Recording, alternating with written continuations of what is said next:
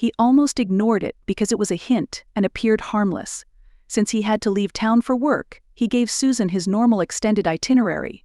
As usual, she informed him of her schedule after all this time together. At 11:00 on Thursday morning, it was instinctive. Those he negotiated with signed the pact. He was soon taken to an East Coast location to resolve a problem. All at once, everything fit. He was friendly and usually smiling. Early solved problems and negotiated for the corporation, though rare, excursions-like. This happened a few times a year for business. Saray was intended to end this week's vacation last year.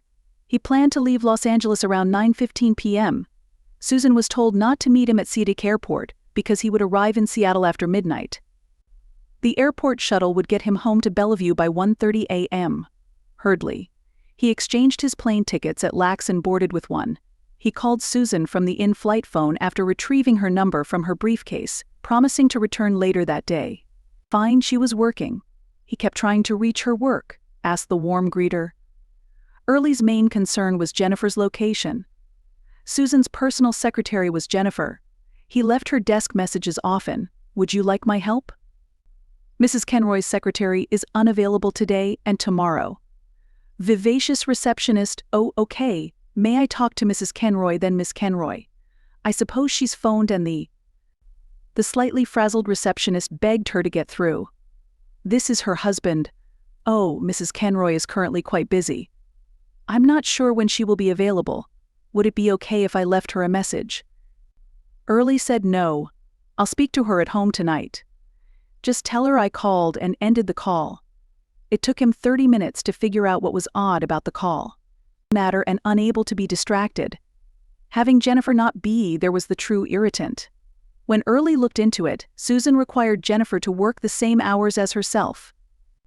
The only times Jennifer was absent from the office during Susan's shift were when Susan was sick with the flu and rare personal reasons.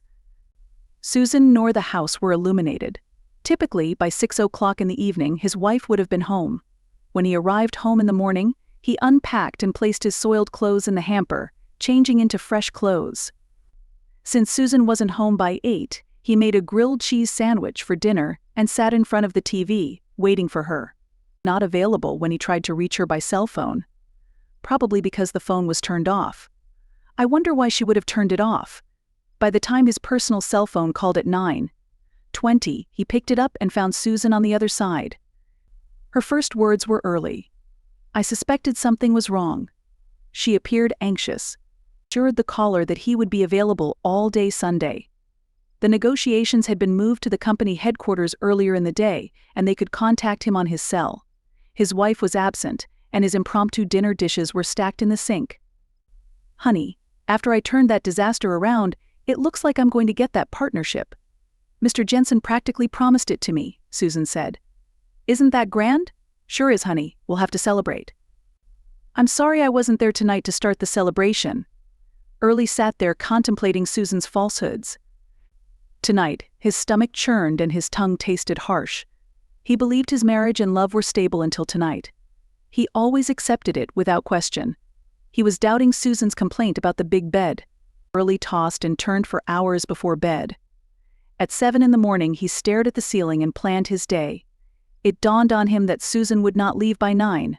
Zero's work phone rang. The receptionist answered the phone instead of Jennifer and politely requested Mrs. Conroy.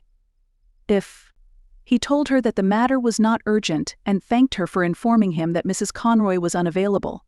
He promised to call back Monday morning. Yes, that should work. 9:00 Monday. The office should have Mrs. Conroy. You can phone her then, the polite reply said. Earl entered their SUV using his wife's work Rolodex contacts. They exclusively utilized their dark green Explorer tow hitch for camping trailer towing or Cascade Mountain vacations. Even car experts didn't know its name. He checked the lot for Susan's gray BMW before driving to her Bellevue home after leaving the Mercedes in the garage.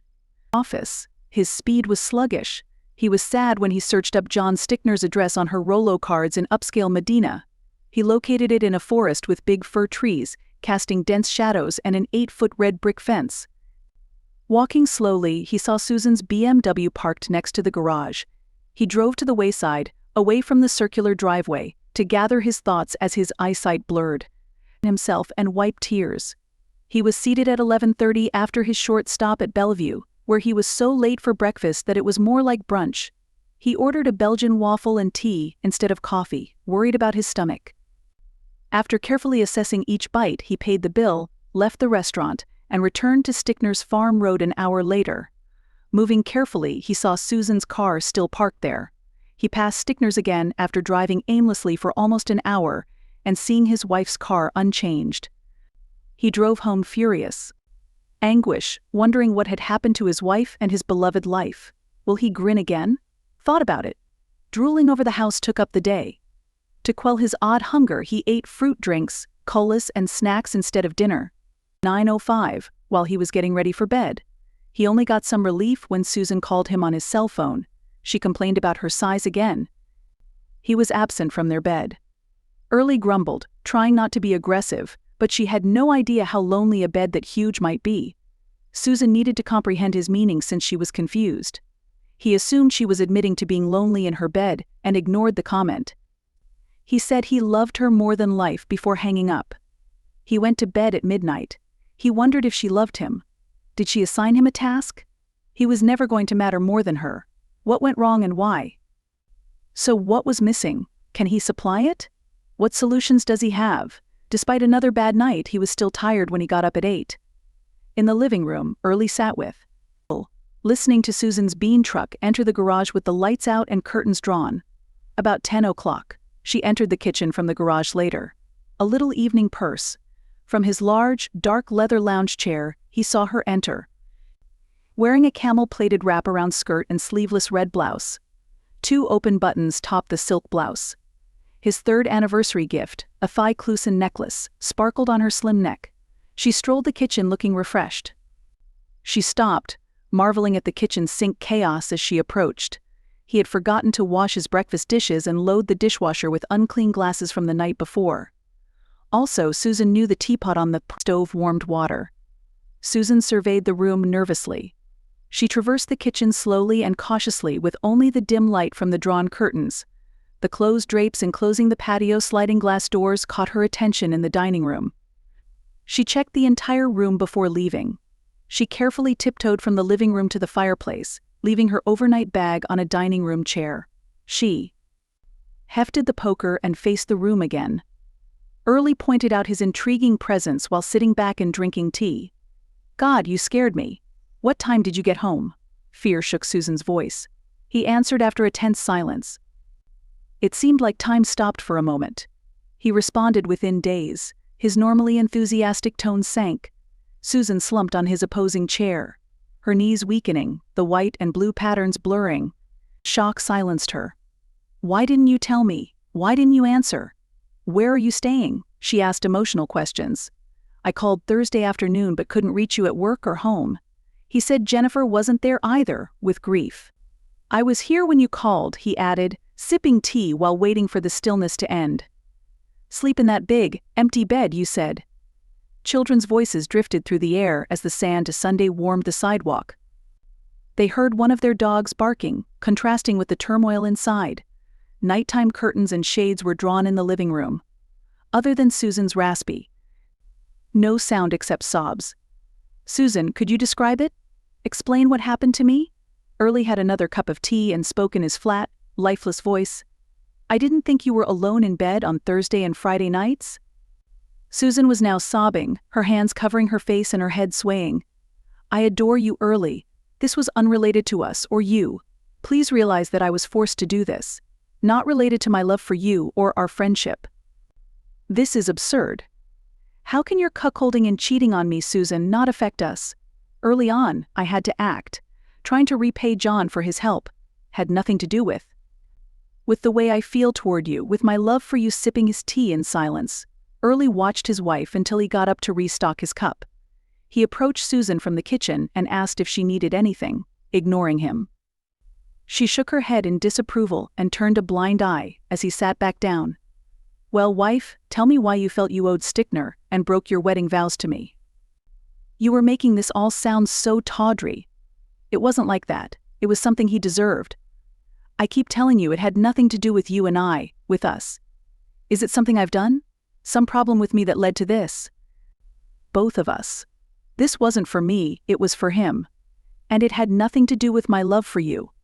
Since you're so upset that my description of your tryst sounds tawdry and slimy, does this mean it was beautiful to you? He asked slowly and painfully after a moment of consideration. Contradiction? You gave the one thing I cared about most, the one thing in the world I was proudest of, yourself, to another man. And sitting here listening to you talk, I'm beginning to think you value intimacy with yourself less. You gave it to a man you say hadn't even asked for it, to hear you talk. Totally. I am yours, Susan cried. Everything we go through shapes us. You had a brief stint in another man's bed. Early paused, his voice quivering as he spoke to Susan. You were doing intimate things with another man, things that should only be shared with someone you love. They asked, with the sob, how many nights were you with him, Susan? Mine. And then you give yourself away so easily. Susan shook her head in denial at Early's words, her body trembling with sobs, slumping her shoulders. She crossed her arms over her face, her knees drawing up, and her hair falling forward to conceal her features. She seemed to shrink into herself. Much now as I did Sunday as I left for Los Angeles. But I don't know where we are. You keep telling me your betrayal has nothing to do with me. You don't understand what you have done. My trust in you is gone. I don't know how I can get it back. What you could do to earn it back. Rattle. I've never wanted to hurt a woman, let alone my wife, my love. It would be a bad idea if I met John Stickner now. Despite your implication that you seduced him, Susan made a slight noise, possibly denying that she caught John's attention. He went on, you tell me this was not his idea. Anyone, but he will believe you are available to him. To him, you are easy. Over time, he will lose a lot of respect and value for you. If we want to make this marriage work, we are going to have to face this, hour by hour, day by day, week by week, in this house, as we try to reopen communication. If we both want to make it work, I wonder if you do. For now, this is the best I can do. After gazing out into their sunny backyard, turning around to return to the living room was like peering into a gloomy cave. I'm willing to try. We can talk about what marriage means to each of us over at 23-year-old woman. So I was chatting with this guy on Instagram. Nothing too flirty, just the occasional compliment here and there. Anyway, fast forward to us joking about a certain situation. He mentioned getting into a car accident the day we were supposed to meet in person and having to pay it off in a shady way. He even asked me to keep certain details secret. Completely surprised because I never expected him to do it, and he had the nerve to say he doesn't joke about money. 2 days later, I find something shocking: he's married. I had a gut feeling to dig deeper into his account, and I find a studio video of their wedding day. It's crazy because neither he nor his wife has any pictures together on their accounts. Cheating on him. It all started innocently enough when she had to collaborate with a coworker on a project at work. He understood when she canceled dates, but things took a turn when she started spending more time with her coworker than with him. Strangely, she never acknowledged his concerns, instead lashing out with statements like, "Why do you think I'm cheating on you?" This went on for 5 months, during which she practiced. The coworker denied paternity and moved to another city, but she showed up at his house while I was there, saying they needed to move past it and insisting he still had a responsibility to the baby, even though it wasn't his. He gave her a blank stare, walked inside, and locked the door.